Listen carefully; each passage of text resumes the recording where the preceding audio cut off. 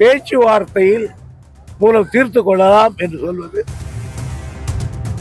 பொதுவா சொல்லிட்டு சொன்னாங்களே தவிர எந்த அளவுக்கு சொன்னோம் என்றது அவர் சொல்றதை படிச்சு காட்டியிருக்கார். நான் தான் ஆதியிலிருந்து சொல்லிக்கிட்டு இருக்கேன். 38 முறை பேசியும் ஒரு சுமூகமான முடிவு ஏற்படாத காரணத்தால் தான் நாங்கள் நடுவர் மன்றத்துக்கு வந்தோம். அப்பொழுது விபி சிங் அவர்கள் சொன்னார்கள், எனக்காக ஒரு தடவை பேசி பாருங்கள் என்று சொன்னார்கள். நேரடியாகவே பட்டேலும் கலைஞரும் ஏன் தேவகவுடா அப்பொழுது பிரதமர் அவரையும் வைத்துக்கொண்டு பேசினோம். அப்பொழுது 3 நாள் பேசியும் கர்நாடக ஹவுஸ் இருக்கு அதுக்கு போய் பேசியும் நடக்கலை. ஆகவே பேச்சால் இந்த ப்ராப்ளம் தீராது என்ற முடிவை நாங்கள் மத்திய சர்க்காருக்கு அறிவித்த பிறகுதான் விபி சிங் அவர்கள் இனி வேறு வழி இல்லை, நடுவர் மன்றம் அமைக்க உத்தரவிடுகிறேன் சொன்னார். ஆகவே மீண்டும் நாங்கள் உச்ச நீதிமன்றத்தை தடுத்திருக்கிறோம்.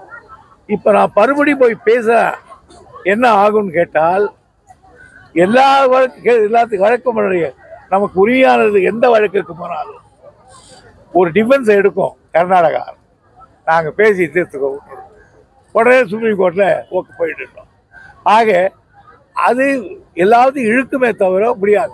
உதாரணத்துக்கு ஒன்று சொல்கிறேன். இப்போ ரெண்மனை ஆற்றில் மார்கண்டேய நதி ஒன்று கட்டுறாங்க.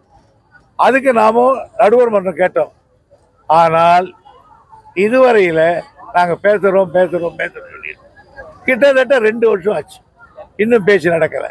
ஆகையினால் சார், வயநாடு விவகாரத்தில் அமித்ஷா சொல்லியிருக்கிறாரு, முன்கூட்டியே நாங்கள் கேரள அரசுக்கு சொல்லியிருந்தோம் இது போல பாதிப்பு வருதுன்னு. ஆனால் பினராயி விஜயன் அதை கண்டுகொள்ளலைன்னு மத்திய அரசு இப்போ அவங்க மேலே குற்றம் சாட்டுறாங்க. இதே மாதிரி வெள்ளப்பெருக்கு வரும்போது தமிழகத்தையும் அவங்க வஞ்சித்தாங்க. இதில் அவர் பிறகு உள்ளாட்சித்துறை அமைச்சர் நாங்கள் சொல்லிட்டோம். என்ன சொன்னாங்கன்னு சொல்ல அவர் நாங்கள் ஏற்கனவே சொல்லிட்டோம். அவங்க என்ன சொன்னாங்கன்றத பினராயி விஜயன் படிக்கிறார். சும்மா மீகராக தான் இருக்கும், வராது.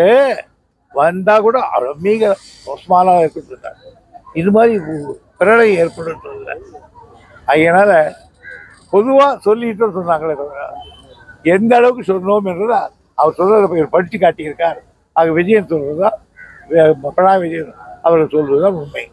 தமிழகத்தை தொடர்ந்து புதுச்சேரியில தமிழ் புதல்வர் திட்டத்தை அப்படியே அமல்படுத்தியிருக்காங்க. இன்னைக்கு அதாவது அரசு பள்ளியில படிக்கிற 6வது வகுப்பு மாணவர்லேருந்து 12ஆம் வகுப்பு வரைக்கும் 1000 ரூபாய் திட்டம். அதை எப்படி பாக்குறீங்க சார்?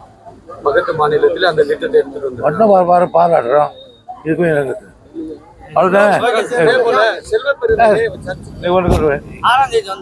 ஏன்னா அவர் ஒரு எனக்கு எலிவேஷன் ஆகிட்டார்.